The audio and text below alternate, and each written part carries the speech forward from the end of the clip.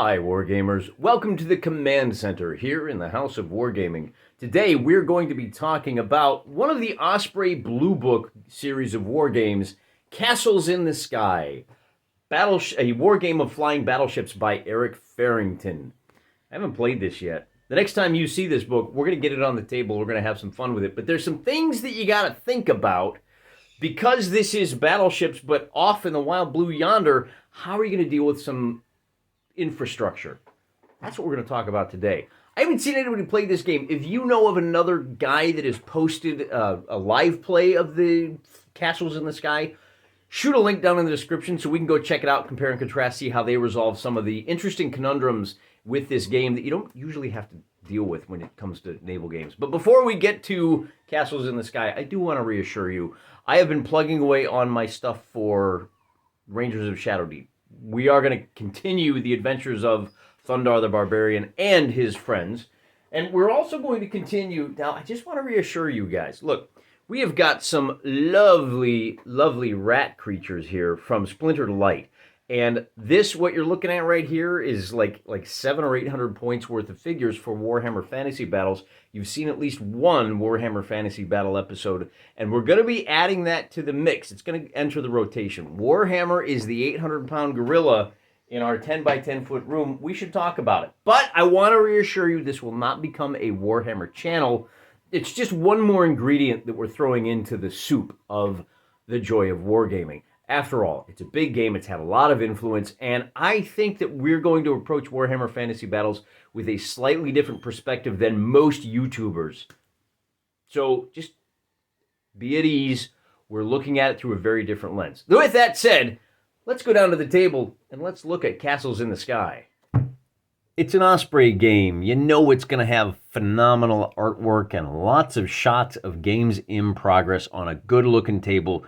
Very inspirational. I got this for somewhere around $10 to $12. It was part of a 3-book package deal. I got it around Christmas time, and I'm very excited to finally get my ships on the table, or above the table as the case may be. Technological level, okay, there's like a whole pseudo background for the alternate Earth where there's Martian tech and there was a Martian war. What you need to know if you're a naval war gamer is that Castles in the Sky takes place around the turn of the century. The kind of tech we're looking at, other than that, Mrs. Lincoln, what did you think of the play? The kind of tech we're looking at, yeah, flying ships, but otherwise, it's turn of the century. We're rolling into World War I, and this is going to feel very much like World War I battle. See, little biplanes. We don't have P-51s swooping around, and that's because it's primarily a ship-to-ship game. If you're interested in playing this game, let's take a look here. You're going to need, you don't need a whole lot. So look at it. See, there's a good looking, there's a little island there, a little island fortress. And they got a couple of ships here. You don't need a whole lot of ships. Most of the scenarios that are listed in the game, there are 25 points. They call it operational value. Here's some more ships. They call it operational value, and this is pretty close to what you're going to wind up with: a battleship and 4 escorts. Now, the game uses 3 different classes. They're like the main ships of the line, the escorts, and the cruisers, I want to say. I mean, we could go to the rules and look right at it. But basically, it's big, small, little. And if you have one big ship, you'll have one medium ship and probably 3 or 4 little ships. Or you can go with 2 to 3 of the medium ships and 2 to 3 of the small ships. So we're really looking at somewhere around 5 ships per side for a standard size game. Of course, if you've got 4 guys playing, then they could each have 25 of their own. But the reason I wanted to talk to you about this is that I look at the tabletops that are presented here. All of their models are brigade models. Mine are irregular miniatures. We're going to look at those here in a little bit. And what they have done is they're using standard starship flight stands to lift the ships above the terrain. And one of the nice things about this game is that the ships have altitude bands. We're not just playing a naval game on a flat surface, but up higher. You have to track altitude. And the way they recommend it is, put a D10 down here, because they use range bands from 0, if you're landed, up to 9. And 9 is near space. Not many airships can get to level 9. And so what winds up happening in play, and you can tell they're not playing this because these ships are all at the same level. You would have a D10 if these two guys are kind of in support. One's a little higher than the other. You'd have a die that says range height band 3 and altitude band 5. So 3, 5, and this guy's in the middle, so you'd have a little die that's 4. Visually, this works fine. You could use little scraps of paper. Now, what they have elected to do is paint their flight stands in a pale blue. Pale blue, of course, is the color of the sky. There's some great looking artwork. But if you're playing over water, hey, look, see, they kind of blend in. So what do you do with the fact that your ships have to kind of, for visual appeal, what do you do with these flight stands? If you're in outer space, it's easy. You paint them black because they're against a black star field, right? So nobody's going to know the difference, and they just kind of fade away. Now, I will say this. Whatever you decide to do, if you are uniform about it, the flight stands will disappear over time. And normally that's a good thing. You will train your eye to see only those things that it needs to see. We're all aware of the classic example where there's a group of people bouncing a basketball back and forth. You got to count how many times they bounce the ball. And then a gorilla walks through, and if you're not paying close attention, you don't notice the gorilla because you're too busy watching the ball and you just tune everything out. Same thing happens here. Your eye will tune out the flight stands. But here's the problem I have with that. In a game like Castles in the Sky, that does take place in the third dimension, I need that third dimension to show up. I want to know that I'm in the third dimension. So I looked around and I thought hard about this. Now, again, this is a viable way to play the game. It's fine, but it lacks a little bit of the visual appeal. So I was looking for some way to add in the height element so that at a simple glance and of the table, you could see who's higher than who. And it needs to be done in a way that's instantly recognizable, and it shows up on camera, of course, because that's one of the issues that I have to deal with that you probably don't. So I looked around, and I looked around, and I'll say this. You can get variable flight stands from Litco. They make interesting flight stands where everybody's the same height, but there's little clips that can go up and down for the range bands. And they also have little dials. You can get a flat bottom here that the post sits on, and that bottom has the numbers 0 through 9 etched in it with a little red spinner that as you move your ships around, you just adjust the little dial to show what the elevation is. And that's great. Two problems with that. Again, all your ships are, when you look at them, they're at the same elevation. And two, it's pretty expensive. By the time you so I've got a total of 5, 10, I got like 14 ships here with an eye towards getting a lot more ships because I'm not just going to use these ships for Castles in the Sky. I have some other games I want to play that will require me to expand my armadas. That's a subject for another day. Little teaser there for you. Point being, if I'm going to wind up with 50, 60 ships in my collection, each one of those bases at Litco runs you like $4 or $5. I don't want to spend an additional $4 to $5 per figure. I mean, my figures from your regular miniatures only cost me, you get 5 of them in a pack for like $12. No, I think it's 12 pounds. Maybe that's like 15. But so at that point, you're still looking at $3 to $4 for a miniature. Am I really going to spend $3 to $4 for a flight stand? I don't think so. If I can cut that in half, that gives me an extra $2 to $3 that I could spend on more miniatures. So I rejected that idea. It's fine. It works. It's great. You shouldn't be afraid to do that. But there's got to be another way. There's got to be a way to physically elevate the game. See what I did there? And I found it. But before I show you what it is, let me show you a couple of the irregular miniatures figures. Castles in the Sky comes with a total of 9 different army lists. British Empire, Russian Empire, United States of America, the Ottoman Empire. This is a World War I era, so they're all in there. And of course, Brigade Models makes a lot of fancy models that you can purchase for all of those, and they have it all sketched out for their game, which is called Aeronautica, I want to say. Imperialis? I don't know, that sounds awful Warhammer to me. Point being, I don't know which ones I want to use. In fact, I want to be able to use them all without having to buy 9 different fleets. So I'm going to go with a red fleet and a blue fleet, similar to what we did for the surface level Age of Napoleon. I don't like the bases here. These gray bases could be fine. I put a little red on the bottom because it's going to be the red fleet, and then I thought, well, that's dumb. Why don't I just have a red fleet? Irregular Miniatures has 3 packs. This is one of the packs, and it's one of the smaller ones. For the life of me, I can't remember what it's called. You got to look in their 6mm Starship line at the bottom of the page. You find I think it's the Heirs of Mars. It's either Sons of Mars, it might be Heirs of Uranus. I can't remember, but this is the one of the packs, full pack. And the nice thing about these packs are that the thrusters that you see here at the back, those come separately. So if you like these kind of alternative World War I-esque sailing vessels that don't really owe anything to a particular empire, then you can get those and just drop them right on a base and they work just fine. So here you can see we've got our capital ship, we've got a couple of escorts and a couple of cruisers and a couple little escorts. Just the 5 of them. I think that's all we need. Not going to be terribly flexible here on Red Force, but we have a lot more going for us over here on Blue Force. Here's Force Blue. Here's Force Blue, and again, I'm going to pull the blue off of the base. The ships themselves are blue enough that it works just fine. Between both the original pack and the expansion pack, you wind up with, as I said, these 9 vessels, and they come in a lot of different sizes. This guy looks like a little workhorse. You even have, now I don't have any biplanes yet, so I'll have to get some stands for the biplanes for our aircraft carrier. This is what they look like. They're not entirely done. I need to do a little bit of detail work yet. We'll get there, and then we'll get this game on the table, hopefully in a couple of weeks. But, so now that you know what the vessels look like, let's talk about these bases. They're a little clunky, aren't they? With all of that preliminary stuff out of the way, we can finally get to the solution to all of your 3D needs.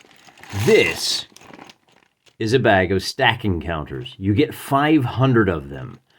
So I could technically have enough for 50 spaceships all to be at level 10. Although level 9 is the highest they can go, so divide that by 9 and what you'll find is I got all I can handle. And here's how this works. These guys are used for, if you homeschoolers know, they're used for math. You stack them up and you do addition and subtraction. And look what happens. Now, in order to get this guy to adhere, I shave down the top a little bit. You know, it's rounded on top. You want to shave the top. Give yourself, because you don't want your ship to rock back and forth with the super glue. You shave it down, make it a level top, and then your ship can fit right on top of it. You also have the opportunity to balance it before you even get them glued down there. So this is it. This is all I have to do. And because these come in a variety of colors, I can do one of 2 things. I can either go ahead and base coat them. As you can see, I already spray painted this with a primer, the same primer that I used on the miniature. I can prime them all gray, and then I've just got gray chips. Or I can leave them as is, sort them by color, and not just have a physical indicator of relative elevation differences, but a color indicator. So in the rules, Castles in the Sky, I'm going to put this back here just so we can see it, you have a total of 10 elevation bands. If you're on the ground, you're at elevation band 0. If you lift off a little bit, you'll be at elevation band 1. And I think you can see, without too much trouble, that the 2 ships in the foreground are at elevation band 1. Once you get up to elevation band 4, 1, 2, 3 green ships, you've got a color indicator that this particular battleship is in the medium range band. And we'll put them at 5. This fella up here, I don't even know if he can get that high, to be honest with you. I think that's reserved for things like the biplanes and maybe submarines. Oh, I looked it up while I wasn't filming. The blue force is called the Heirs of Manakis, and the red ships are called the Heirs of Uranus. So these Manakis guys have a submarine, and I'm not sure what the point of a flying submarine is. It's not like it can hide in the depths anymore. Maybe this is the one that can go to elevation 10 or 9, I guess you could say. Be that as it may. Heirs of Manakis, Heirs of Uranus. And look at that. He's redlining. So he's in the danger zone. He's as high as you can get. And you can see that immediately. He's not just 8 chips higher than the guy that he's in front of, but he's got the red visual indicator. And so you don't need to stop and count. If I had these chips all gray, then I'd have to stop every time. 1, 2, 3, 4, 5. How is this guy at 7 or is he at 6? I don't need to worry about it because I can just go 3, 6, 9. Yeah, I know exactly where he's at. If I can see that there's just the one red chip there, boom, I already know it's 7. And not only that, but more importantly, you, dear viewer, if you fast forward through the video because we're on turn 2 and you want to see how it shakes out and you fast forward to turn 6, that's fine. Do that. We're all very busy. You can do that. And you can see immediately, I don't have to explain which ships are where. You've got this indicator. Works great for me, works great for your friends. Couple of things you may wonder about. Let's take a look here. I'm going to put this big ship at the highest elevation, okay? Bear with me for just a moment. So this is a big, heavy ship. Now, the good news is the heavy ships, I think, are more stable than the smaller ships. So let's lift this off the table and let's give it a little shake. Is it stable enough? Yeah, look at that. See, they're not. Well, there he goes, making a liar out of me. But I had to shake the table pretty hard. And he is the biggest and the most unwieldy ship. I don't even think those ships can go that high. So for the most part, I think this is going to work out just fine for us. We may need to be a little careful. Our elevation, our terrain, you can throw hills and mountains in there. Most of the terrain in Castles in the Sky is going to be represented by cloud cover or even large cloud banks, which, if we wanted to, we could easily take some of the gray chips. Some of these chips come gray. I used purple because I didn't think I'd ever use purple, but I could mount cotton balls on that. I might prime it just to knock down the shine a little bit. But you could have, if you want to have a dozen or so cotton balls that at different elevations that block line of sight, there you go. And as I said, the entire bag of 500 cost me, I want to say about $30. That saves me a lot of money. I can just keep adding ships, and all I need to do is prime more of the base chips. Now, let me say this. Ours is a consumer-driven world, and the hobby is a particularly consumer-driven hobby. Although, that may be coming to an end here thanks to some changes in the global economy. I don't mind the consumer mindset to a certain extent.